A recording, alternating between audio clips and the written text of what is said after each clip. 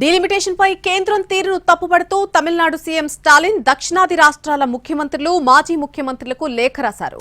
Delimitation కోసం కేంద్ర ప్రభుత్వం తీసుకుంటున్నటువంటి ప్రణాళిక సమైక్యవాదంపై దాడిగా ఆయన అభివర్ణించారు.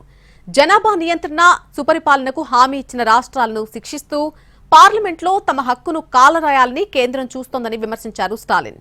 ఈ పరిస్థితుల నుంచి దక్షిణాది రాష్ట్రాలను కాపాడుకునేందుకు జాయింట్ యాక్షన్ కమిటీ ఏర్పాటు చేస్తున్నామని ఆ లేఖలో పేర్కొన్నారు.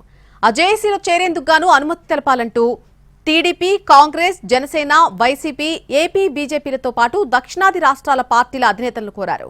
జేఏసీలో సభ్యుడిగా ఉండేందుకు పార్టీల నుంచి ఒక సీనియర్ నేత పేరును ప్రతిపాదించాలని కోరారు. డీలిమిటేషన్ విధానంలో కేంద్రంపై పోరుకు ఐక్యంగా పోరాడదామని లేఖలో పేర్కొన్నారు సీఎం స్టాలిన్. మార్చి 22న చెన్నైలో మొదటి జేఏసీ సమావేశం జరగబోతోంది. మన ప్రజల భవిష్యత్తు కోసం కలిసి నిలబడదాం, పోరాటం చేద్దామని పిలుపునిచ్చారు.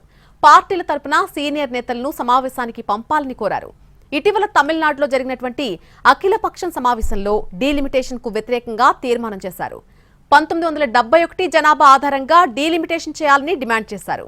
30 ఏళ్ల పాటు డీలిమిటేషన్ అమల్లో ఉండాలని, లోక్సభ ఎన్నికల్లో 543 సీట్లనే కొనసాగించాలని తీర్మానించుకున్నారు.